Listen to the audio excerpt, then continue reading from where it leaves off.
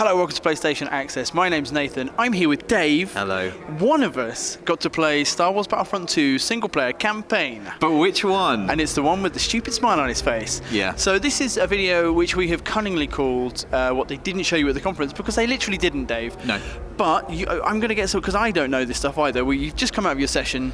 Tell me, so how does it work? Is it that you play, it's a bit like the multiplayer, but it progresses in a story, or what's going down? Nath, your ignorance offends me, to right, be honest. Okay, cool. But actually, you make a good point, and something that they were very clear about saying at the start of the presentation that I saw is that they have worked really hard with DICE, because the campaign's being made by Motive mainly. And they're from Montreal? From Montreal. They're a new studio headed up by Jade Raymond, and they have worked very closely with DICE to make sure that it's almost as seamless as possible between multiplayer and single player. So the HUD is the same. So I was right, man. You were right. The HUD is the same. You know, they were saying like the running speed of the characters is the same. Right. The classes are in there. Like against your enemies, you have different classes, and their class abilities are in there. Gotcha. You know, the weapons are the same. All that kind of stuff. So, but this is separate. This is a single player game. It's very much a story about one character. Right. That character is Iden Verso, who is an Imperial Special Commando. Right. I've seen her. Yes, she's cool. She is behind us. She's behind us. Can't see her head though, guys, sorry. Luckily, you know, as a Special Forces Commando, she's got all the skills. She's got the skills on the ground, and in the sky, Gotcha. and well, in the space. So what's different? So there's going to be, obviously, it's only one person playing it. I understand what single player means. It's like, is it? Do you? Because it's like you've never heard the term before. It's a story. This is a story that is being told that you're going to play through, playing that character.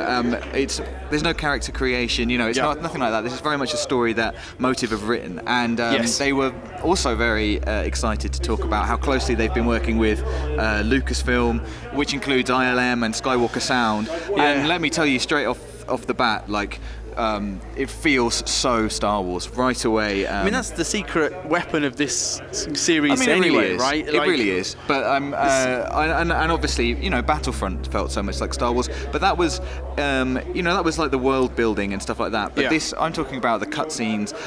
So I played a mission called the Dauntless, which I believe is probably the name of the ship I was on. And it begins. In case you don't know, this game is set right after the Return of the Jedi, the end of Return of the Jedi. The Death Star 2 has been destroyed. I can't believe it's really called the Death Star 2, by the way. I was going to say, is that official? It's literally what it's called. Thanks, George.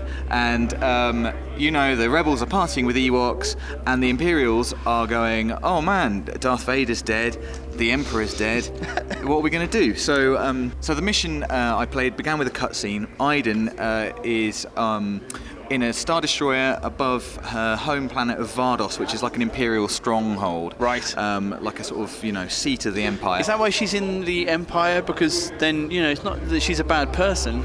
Well, that's part of the story they want to tell in this game, I think, is actually, not everyone in the Empire is like necessarily Finn. Evil. And Finn was a good guy. For those guys, the rebellion are terrorists, It's like they believe in the Empire. They're not just like, let's be bad guys. Sure. So so it's in the space above Vardos on a Star Destroyer. She goes to see her father, who's an Imperial admiral, who has been joined by a messenger who you might have seen from, I think, the first trailer they revealed, which is sort of a humanoid kind of droid guy with a big glass face. He's in a red coat, and his glass face turns into the Emperor's face, and it's the Emperor revealing that is a cool way to deliver sort of a message. Pre-recorded message. I guess in the Not event live. of my death, these messengers go out, and he tells the Admiral and also Iden that they're to put into effect Operation Cinder.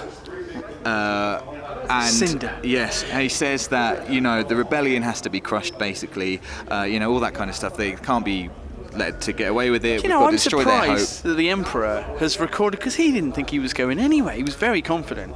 Well, so to know that he sat down and got a little video up and recorded this message, it's just all new information for me. That's true. Maybe he recorded it a long time ago. Yeah, maybe. Now it seems to me that the characters, particularly Iden, she asks, for instance, what her first target is, and the messenger sort of butts in and goes like, you're not allowed to know that information.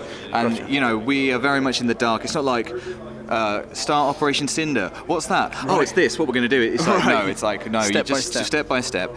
So it's all very secretive, and that's basically it. So you're given your orders, which is to go to a certain place. Not even really sure what you're, why you're going there, but you go to this place. It's the life of a soldier, Dave. Let me tell you. And I just want to make it really clear, in case I didn't, that this cutscene, it just felt so Star Wars. It was like the wipes, the sound, being on the bridge of the might have been Dauntless, but Star Destroyer anyway. And also, it really struck me how great the voice acting is, which I think is really important in a single-player campaign. Yeah, really. And maybe where Battlefront, the original Battlefront, was a little bit... what are you talking about? I thought my performance as Han Solo was perfect in the first Battlefront game. But from what I've seen, the sort of the acting of the characters is fantastic. So that's really, really good. Some characters you can get behind. From there, we go to Fondor. Fondor? From there we go to Fondor, which is an Imperial shipyard, and we're basically on our ship, which is like a small-looking Imperial Star Destroyer you would have seen in the trailer, and out of nowhere, the Rebel fleet, or a small portion of the Rebel fleet, jumps in and they start shooting up the shipyard, and you as Iden this is all in a cutscene, run to the hangar and you drop down into your TIE fighter and you fly out into space, and then boom, you're in gameplay, and it's all completely seamless and amazing. One of the big space battles that we've been talking about? One of the big space battles we've been talking about. So we haven't actually, but they have. Now, I'm led to believe, as I said, that this is very in line with how things are going to be in multiplayer. Yeah. And I think probably due to a lot of player feedback, the space flying controls have been really refined. So now they were quite simple, weren't they, before? They were a little bit simple in Battlefront, and so basically everything you could do originally with both sticks in Battlefront 1, you can now do with just the right stick in Battlefront 2. Okay. So like a flight control stick. Left, right. That's if you loved it in Battlefront 1.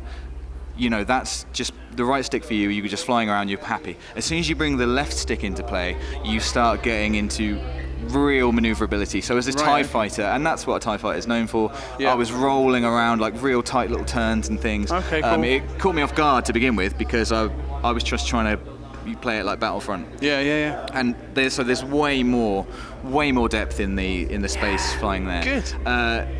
Straight away, I had to destroy a Corvette, which was messing around. Those poor Corellians. Which was great. Then I had to help out a wing mate. What do you call them? A wing person. A co-friend. A pal. Who was getting chased. Space pal. We flew into the shipyard. Think a little bit like the Death Star 2. Okay. That sort of. I'm not calling it the Death Star 2. Hexagon tunnel. The second Death Star. And then just flying around having a space battle, it's great. There's, like I said, huge carrier ships fighting it out, ion blasts and all that kind of stuff. Yeah. Then we work out that the rebels are there to steal the Star Destroyer, so we need to disable their cannons, and the way to do that is to get onto the rebel ship. Right. So Iden flies into the hangar. Dave. It flies into the hangar of the ship, and it's just hanging there, just shooting everything up. Like X-wings, all parked, ready to go. Right. People are running away. Yeah. Loads of explosions. We pop on the ground and we're out, and we're just into first-person combat. Again, seamless. Or third-person combat, completely seamless. That is exciting. It's really, really exciting. So we've gone from 3 different locations. I guess so. I was being a bit flippant earlier on, but I had a genuine question about how this is different from multiplayer, and what you're kind of explaining in the way that it's like you're obviously in a battle scenario, and they're saying, this is your objective, do this, now do this, and you're not quite sure where it's going to go. Yeah. And obviously in the multiplayer, you're going to eventually be doing missions which you've done before, so it might be, for example, me and Rob today were on Naboo, and we were the droids, hated being the droids, helping one of them giant transport tank things to get towards the palace so we can storm the palace. Once you've done it once, you're like, I understand the stages of this, and then it becomes tactical. Got you.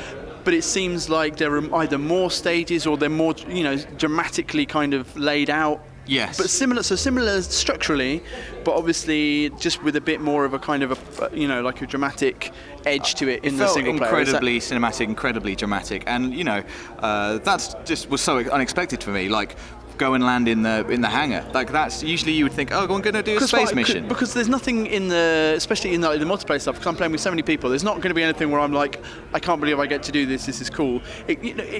in those one-off moments, I'm going to be going, I'm enjoying shooting these AT-ATs or whatever, but it would be nice to be like, go and do this now, and you're like, really, do that? That's cool. Yeah. You're like, I want to be able to play a whole single-player campaign where those surprises are thrown up. Absolutely, and I think there's going to be that kind of stuff. So I'm on the ground, I'm in the hangar as Iden now.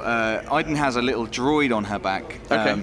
Now, what's the droid's name? The droid, as far as I can tell, it's just called Droid. She refers to it as Droid. Maybe that's an Imperial thing, don't give them nice names. No. They're not your friends, they're machines for work. A nice name like R2-D2. And the droid, you might recognise it if you've watched Star Wars Rebels, but also I think the Imperials have them there, but it looks like a sort of small, just Imperial probe droid, sits on her back. And that can be sent out. It looks like one, but very small. Right. About the size of your head. And it can be sent out to perform certain tasks. So it can do, we saw it doing like an electrical charge that just, zaps somebody. If they're stood in a group, it will zap a group of them. Gotcha. It can also open doors, interact with the world in ways you'd expect. So like hacking stuff and opening doors that are locked and all that kind of stuff. Now that brings me on to something else, which is really, really cool. You can shoot out the controls to doors to make them shut. Yes! That's such a Star Wars thing. Little flap, bang. Running, I saw I played as meleeing a door control, running in, smash it, the door shut, you're locked in, you're safe. Nice. You also do that with your droid, but it's nowhere near as cool. If you see a group of people running down a corridor towards you, you can shoot out the door controls and they're trapped behind it. Okay, nice. What's more, there are multiple paths through this level, in particular. So I came across a corridor that was really heavily guarded, found a little side route that allowed me into my destination unnoticed, gotcha. Which brings me on to my next point, which is there's sort of if you want, there are stealth elements. Ooh. So I came into this hangar, the rebels didn't know I was there, they were all kind of like forming up around the main door to stop me from coming in, supposedly. You weren't there. I went up behind a guy, performed a takedown with like a sort of baton, we looked pretty nasty, sent my droid in so that electrical charge is it's a silent attack. Right. So sent that to a group of people, took them down, and then started shooting. Now, also, as well as shooting, I was using grenades, which are like the multiplayer sort of, on a cooldown. Yeah. And I also had a thermal imploder. Are they on your HUD in the same way as they are in the multiplayer? They are, yes. They're in exactly the same place and with the same controls. They're also changeable, so you're going to, as you play through the game, you're going to unlock new abilities. Cool. A lot like in multiplayer, I suppose. And you can choose which of those abilities you take with you into a mission. You can also change them within a mission when you die. Right, so imagine, you get killed, you think, I wish I'd brought something with a bit more punch. You can change then and you'll respawn with your new weapons. With your extra punch. The thermal imploder, which was like, I guess, the more powerful weapon, that was you only had one. So that wasn't on a cooldown, that was like when she used this. Use this wisely. Yeah. So then, in the hangar, I had to take out the ion cannons. It was a case of sending the droid in to lower these sort of cooling panels, I guess. Shot them out and sent electricity everywhere. Then fired this thing out into space, blew up a Corvette, which then subsequently flew into the hangar, which I think was a bit of an oversight. Right. And the demo ended with Iden supposedly about to be sucked out into the vacuum of space. Oh my. So, I mean... So you killed her, that's what you're saying. So if the game's cancelled, it's your fault. I can't confirm or deny that. Just a couple of little extra things that I noticed that I should point out during the campaign. There's like a new reload mechanic. So before, you don't reload lasers, you time it. There has always been that yellow section, but there's now a green section as well. So if you wait a bit longer and you hit it in the green section, you get a sort of just a better extended amount of fire. I think there's basically an amount of time where you can fire without any heat going into your gun whatsoever, which is really cool. When you send your droid out to do stuff, you don't have your droid anymore. So that's just worth thinking about. Like, it was just quite cool, getting him to interact with a door, or when he was lowering these ion panels that I talked about, I couldn't then use him to go and zap people. Right. So I just thought that was kind of a cool, like, a bit of droid management. Droid management. You've literally written droid management. And basically my big takeaway was that it's it's new Star Wars, and it literally is new Star Wars because this is canon. Right. So, you know, this story about Iden Verso and Inferno Squad, that's the name of her squad, Operation Cinder, I guess.